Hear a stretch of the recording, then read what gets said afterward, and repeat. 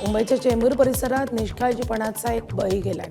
11 number रोडवर धावत्या school व्हॅनवर भलं मोठं झाड कोसळल्यानं 11 वर्षीय विहान श्रीवास्तव या विद्यार्थ्याचा मृत्यू झाला, तर 4 विद्यार्थी गंभीर जखमी झालेत। जखमींवर रुग्णालयात उपचार सुरू असून अपघातावेळी व्हॅनमध्ये एकूण 12 विद्यार्थी होते। या दुर्घटनेनंतर मुंबई महापालिकेच्या मान्सूनपूर्व तयारीवर गंभीर प्रश्नचिन्ह उपस्थित झाले। धोकादायक झाडांची छाटणी आणि छाटणीचे दावे करणाऱ्या प्रशासनाच्या कामाचा फोलपणा पुन्हा एकदा उघड झालाय।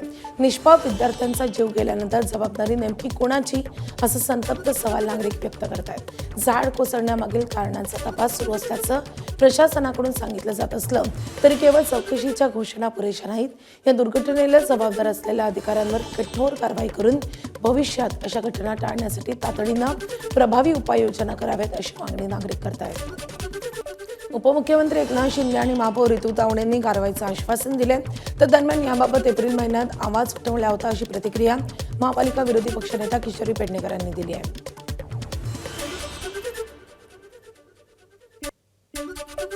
घरी जात असताना या ठिकाणी त्या स्कूल बसवर झाड कोसळलं आणि त्यामुळे हा अपघात त्या ठिकाणी झालेला आहे। यामध्ये दुर्दैवाने एका विद्यार्थ्याचं दुःखद निधन झालं आहे। 4 विद्यार्थी जखमी झालेले। मला वाटतं की माननीय मुख्यमंत्री महोदय, माननीय उपमुख्यमंत्री महोदयांनी या दुःखद घटनेची नोंद घेतलेली आहे। जबाबदार आहेत त्यांच्यावरती कारवाई व्हायला पाहिजे, कारण का लोकप्रतिनिधी तिथले सिनियर सिटीजन सर्व सांगतायत की आम्ही जॉगिंगला जातो, काय करायला जातो आणि आम्हाला असं त्रास होतो। तुम्हाला तुमच्या माहितीसाठी सांगतो की 7-8 वर्षापूर्वी एक घर काम करणारी महिला घर काम करून दबून भागून एका सीटवरती बसली होती, बाकड्यावरती बाहेर रोडवरती। तिथे अचानक झाड पडलं आणि ती जागेवरती खलास झाली। अशा 3-4 घटना आपल्या चेंबूरमध्ये घडलेल्या आहेत। मुंबईच्या अंधेरीत पावसाचा कहर। DN नगर मेट्रो स्थानकाजवळ आणि 4 बंगलो गुरुद्वारा शेजारी झाड कोसळले। पावसामुळे बुंद्यासकट उन्मळून रस्त्यावर पडलेल्या झाडाखाली एका खासगी बसचे नुकसान झाले। सुदैवानं कुठलीही जीवितहानी झाली नाही। चेंबूरनंतर अंधेरीतही झाड कोसळल्यानं नागरिकांमध्ये भीतीचं वातावरण आहे। सचिन अहिरांच्या अनपेक्षित बंडानंतर राजकीय गोटात खळबळ निर्माण झाली आहे। आदित्य ठाकरेंनी या सर्व घडामोडींवरून तिखट प्रतिक्रिया देत थेट अहिरांच्या निष्ठेवरच सवाल उपस्थित केला। त्याला सचिन अहिरांनी प्रत्युत्तर दिलंय।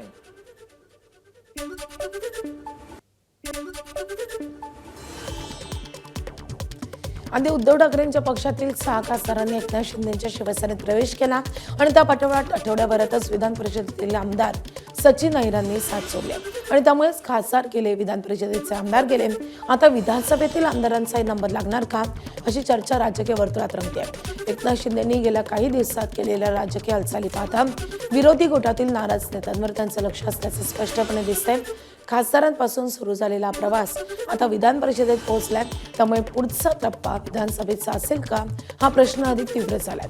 या चर्चेला आणखी खतपाणी घालणारी वक्तव्य दोन्ही बाजूंनी समोर येतात। शिवसेना ठाकरे पक्षाचे आमदार सुनील शिंदेंनी थेट पक्ष नेतृत्वालाच आत्मपरीक्षण करण्याचा सल्ला दिलाय। त्यामुळे ठाकरे गटात सर्व काही आलबेल नसल्याची चर्चा जोर धरू लागली आहे।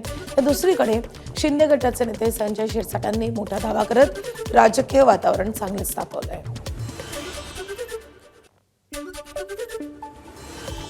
वरळीमध्ये एक तर हे आमच्या पक्षातले ओरिजिनल नव्हते, हे दुसऱ्या पक्षातनं आलेले होते।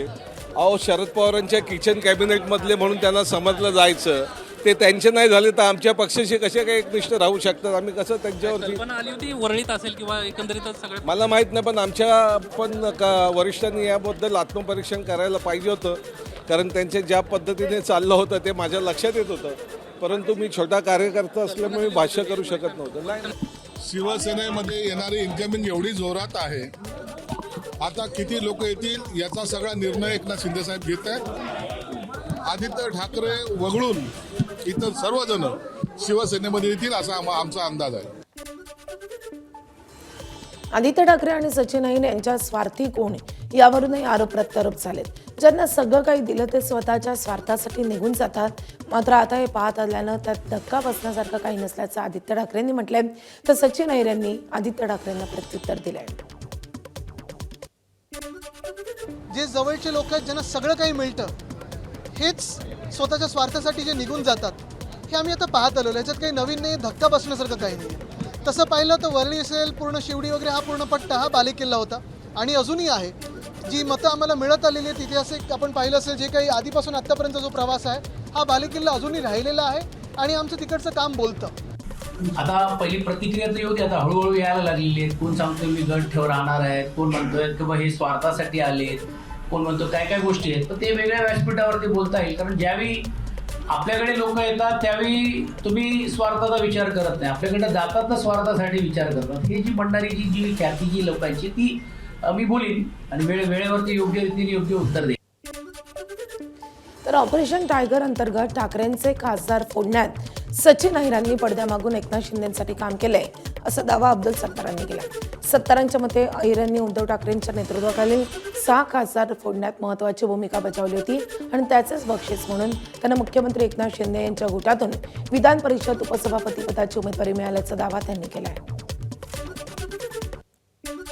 सचिन अहिर साहेब हे या पुऱ्या मुवमेंटमध्ये जे त्यांनी काम केलं, कदाचित ह्या सर्व कामाची एकनाथ शिंदे साहेबांनी दिलेली जबाबदारी त्यांनी पहिले पार पाडली असेल, म्हणून त्यांना उपाध्यक्षपद यावेळेस मिळालं असेल. बरं, अजून काय काय होणार आहे महाराष्ट्रात? अजून तर आता आमच्या साहेबांनी सांगितलं हे तर टायटल आहे, अजून पिक्चर बाकी आहे. अजून आमदार फुटतील? मला वाटतं फुटतील. किती? संख्या एक्झॅक्ट बोलता येणार नाही, परंतु ज्या वेळेस 12पेक्षा जास्त संख्या झाली त्यावेळेस निश्चित त्याचे परिणाम मला वाटतं तुम्हालाच भविष्यामध्ये दिसेल. विधान परिषद उपसभापती पदाच्या निवडणुकीत संख्याबळ कमी असल्याचं माहिती असूनही महाविकास आघाडीनं निवडणुकीत उतरण्याचा निर्णय घेतला. मग याकडून मुंबई शिक्षक मतदारसंघाचे आमदार आणि शिक्षण क्षेत्रातील ज्येष्ठ अभ्यासक जगन्नाथ मोतीराम अभ्यंकर यांना उमेदवारी मिळाली. शिवसेना नेते अंबादास दानवे यांनी घोषणा केली आहे. आज होणाऱ्या निवडणुकीकडे राज्याच्या राजकीय वर्तुळाचं लक्ष लागलंय. महाविकास आघाडीची संख्या तुलनेनं कमी असली तरी लोकशाही प्रक्रियेत सहभाग घेणं महत्त्वाचं असल्याचं दानवे यांनी म्हटलंय.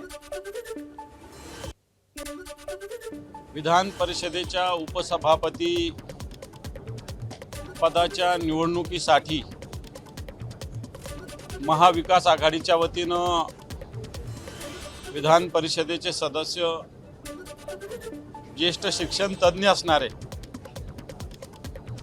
मुंबई शिक्षक मतदारसंघाचे आमदार असणारे जमू अभ्यंकर सर यांना उमेदवारी महाविकास आघाडीच्या वतीनं त्यांचा उमेदवारी फॉर्म आम्ही भरलेला आहे.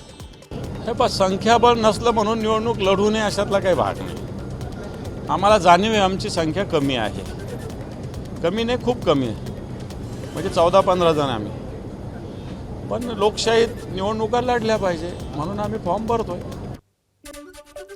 शिवसेनेचे विधान परिषदेचे आमदार कृपाल तुमाने यांनी मंत्रिपदाची मागणी केल्याची माहिती सूत्रांनी दिली आहे. मंत्रिपद दिल्यास जिल्ह्यात 10 आमदार निवडून आणेल असा निरोप तुमाने यांनी पक्षाला दिला. उपसभापती पदासाठी नाव चर्चेत असतानाच तुमाने यांनी मंत्रिपदाची मागणी केली आहे. दरम्यान आपल्याला पुन्हा दिल्लीतच जाण्याची इच्छा असल्याचे तुमाने यांनी पक्षाला कळवलं आहे. बुलढाण्यात गंभीर गुन्हे दाखल असलेले काँग्रेसचे माजी आमदार राहुल बोंद्रे विधान भवनात दिसल्यानं खळबळ निर्माण झाली. चिखली पोलिसात बोंद्रे यांच्या शिक्षण संस्थेच्या बनावट दस्तऐवज प्रकरणी दखलपत्र आणि अजामीनपात्र गुन्हे दाखल झालेत. तरीही पोलिसांनी त्यांना अटक तर सोडच साधी चौकशीही केलेली नाही. एबीपी माझाने बातमी दाखवल्यानंतर विधिमंडळात याची दखल घेण्यात आली.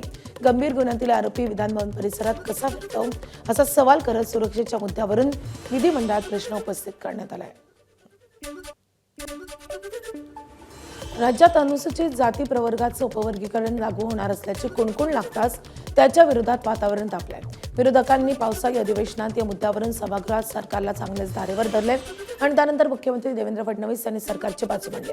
दरम्यान विधानसभेत काँग्रेस विधिमंडळ नेते विजय वडेट्टीवार यांनी बदर समितीचा अहवाल सार्वजनिक केल्याशिवाय आणि सर्व संबंधित घटकांशी व्यापक चर्चा केल्याशिवाय कोणतंही विधेयक आणू नये अशी मागणी केली आहे.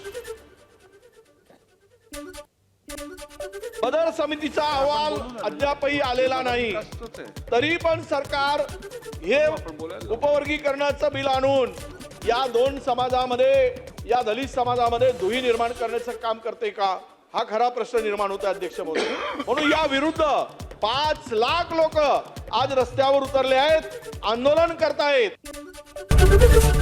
एबीपी माझा, उघडा डोळे बघा नीट.